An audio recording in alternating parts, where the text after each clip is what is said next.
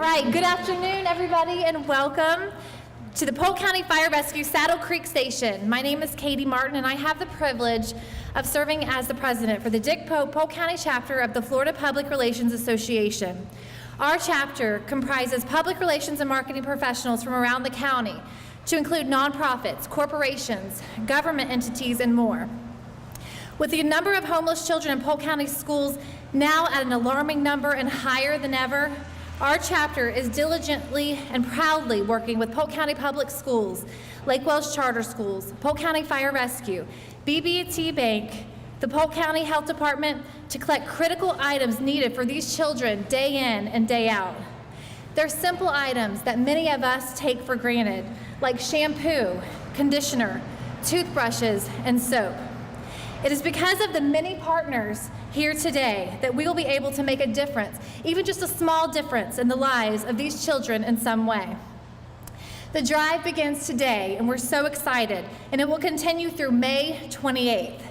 Leading this drive for our chapter is Cassie Jacoby of Suncoast Media Group, Inc. At this time, I would like to welcome Cassie to the stage as our MC. Thank you, Cassie. Thank you, Katie. It's my honor to be here to introduce our partners, and we'd like to say a special thank you to Chief David Cash for hosting us here today. Chief, thank you very much for also being a drop-off location at 30 different fire rescue stations, and also with the BB&T. I'd like to introduce Mark McRae, the market president of BB&T, and for being so generous to be drop-off locations for all the BB&T banks in Polk County. Also, we have our homeless liaisons for the county here. Polk County has two different homeless liaisons, Dee Dee Wright and Paula Alford. Dee Dee is with the Polk County School District, the Hearth Program, and Paula Alford is with the Lake Wales Charter Schools.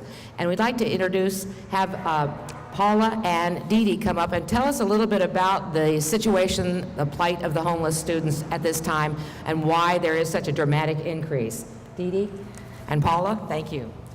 You go first. Hi, good afternoon.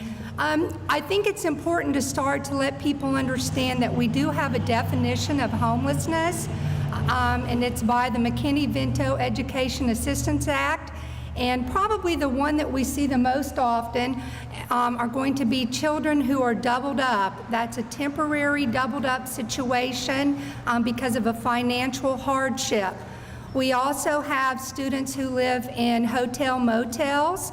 That would probably be our second most common form of homelessness. And then we do have children who live in substandard housing. We also have students who light on couches of other students or families that they are aware of and that they can sleep with overnight. Do you have? Well, and we do have some children who are in shelters as well. I know Lake Wales has the one shelter, and then in Polk County we have several shelters that we work with. And then we also have kids who unfortunately are actually sleeping in their cars or in tents occasionally as well. In Lake Wales, we have transitional housing, which is run through the Lake Wales Care Center, and we do have a number of children who reside in the transitional housing. That's about the only shelter type situation that we have over in the eastern portion of the county. And one of the things that we were asked to address is the number of homeless has increased, and I think we see that for a couple of reasons. And number one is the better identification through both of our school districts. We've worked a lot harder to work with our schools and to work with the agencies and the shelters and the different departments and organizations that work with families to help better identify students. But I also think it's still the lack of affordable housing that we have in Polk County. And then also our economy is just not improving as quickly for a lot of our families, and so we're still seeing a lot of families that truly struggle with the day-to-day finances. And that's reflected in that both Dee Dee and I have experienced a definite increase in our numbers of students identified as homeless. And the one thing I want to share real quick is a story about, as Katie had said earlier, that it can make a small difference, and what a difference a small item can make for a student.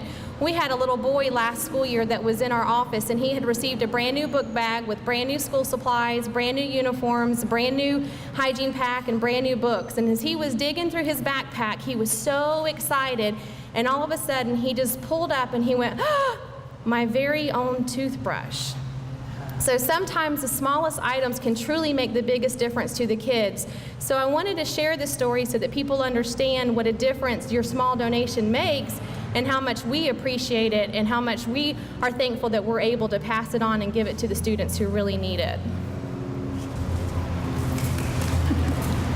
Thank you for all you both do to help the homeless students in Polk County. And we wanted to bring our other partner up here from BB&T, Mark McRae, the market president for BB&T. Would you please come up and say a few words too about your role with the community?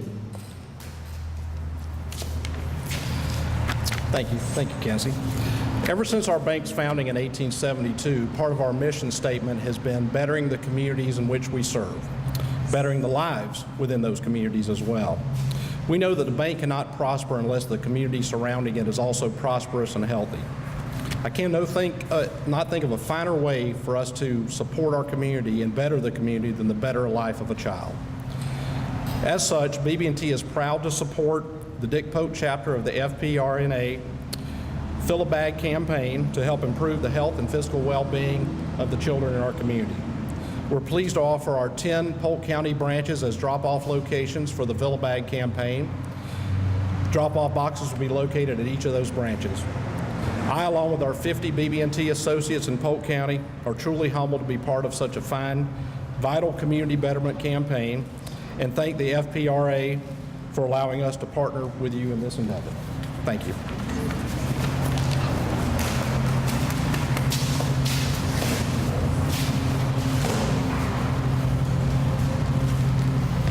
Thank you very much, Mark, for letting us have the drop-off locations. And what will happen is that we have flyers that have been printed courtesy of Hughes Corporate Printing that will be handed out at the drive-thrus with a little paper bag saying, don't forget to drop off your hygiene products to a BBT or fire rescue station. Also, Cindy Rodriguez is here today representing ACT, and her company is also a drop-off location. We have all the drop-off locations listed on our website. Thanks to Fire Rescue for all these great bags.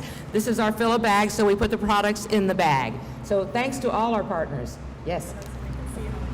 Yes. We've got little safety tips on it too. Thank you, Therese, Rosa. And so, without further ado, I do believe we're ready for some photos.